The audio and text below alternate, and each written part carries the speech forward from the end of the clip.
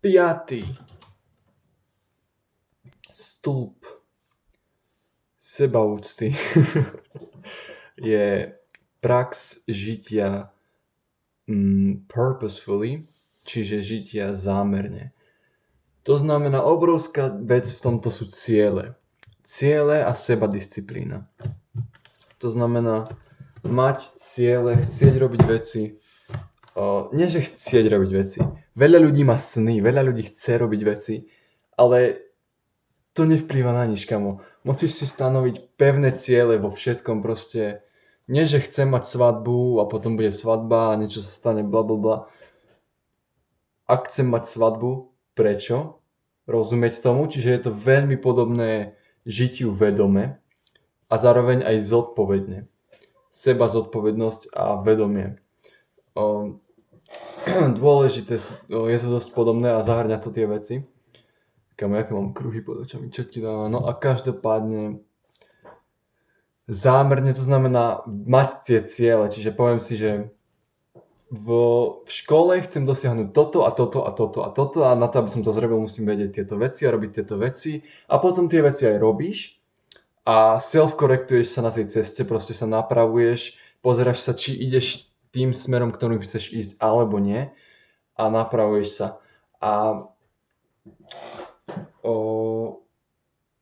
z toho, keď tvoj mozog vidí, keď vidíš, že robíš, že máš ciele definované, že vieš, čo chceš zámerne a zámerne si za tým aj skutočne ideš, lebo máš dobre definované ciele, tak sebaúcta ide hore.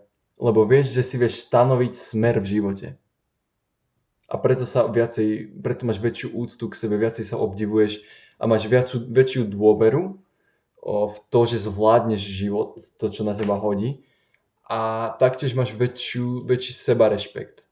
To znamená, že si dokážeš oceniť, že dokážeš si užiť výhry v živote, že si veríš, že si zaslúžiš nejaké odmeny života. Takže žiť zámerne znamená fakt akože, ináč idem zrobiť strašne cool vec, počkaj. Žiť zámerne. Žiť zámerne, čiže pozri sa na všetko, svoju školu, svoju prácu, vzťahy s kamarátmi, s rodinou, s deťmi, s manželkou, manželstvo, všetko možné.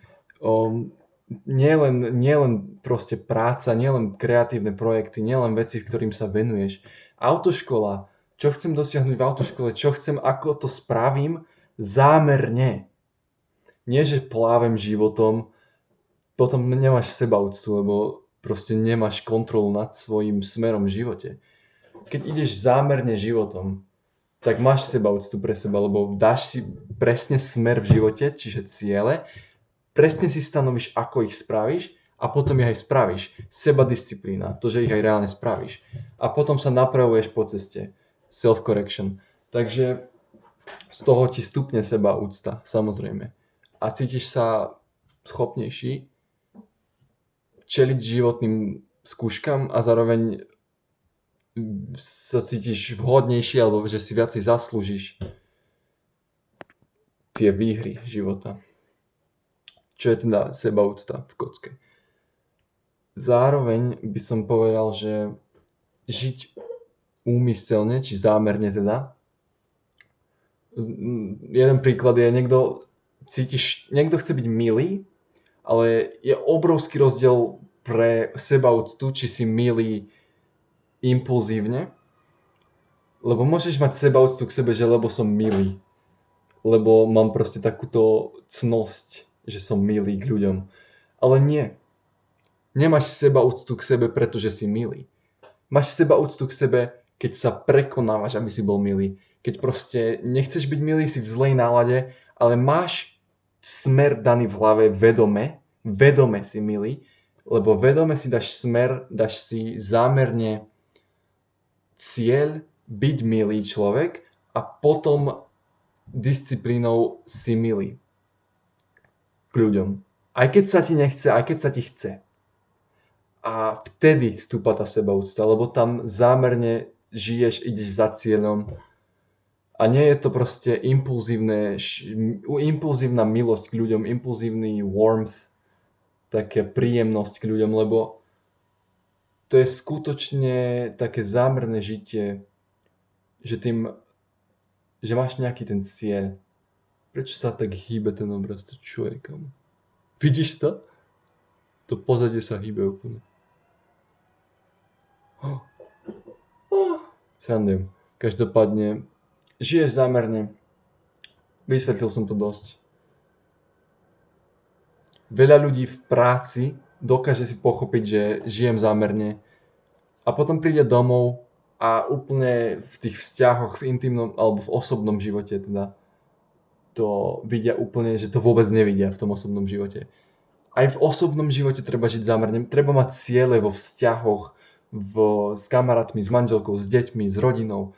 Treba mať ciele, možno aj vo vzťahu so sebou. Že budem sa starať o svoje mentálne zdravie. Takže, ináč otvoril som okno, niekto ma počuje vonku moju prednášku, jak ty tu teraz. Každopádne. A potom za tými cieľmi ísť. A nie len, že idem plavem životom, aby som získal vyššiu sebaúctu, treba tie veci mať zámerne. Definovať si cieľe a ísť za nimi. Zámerne. Vtedy stupne tá sebaúcta. Aj v osobnom živote. Nielen nejaké ciele, projekty, kreatívne veci v práci, škola, ale aj v osobnom živote. Aj vo vzťahoch. S každým. Aj vo všetkom. Zámerne robiť veci. Zámerne žiť. Nielen vedome, ale zámerne. A to je 5. stĺp sebaúcty.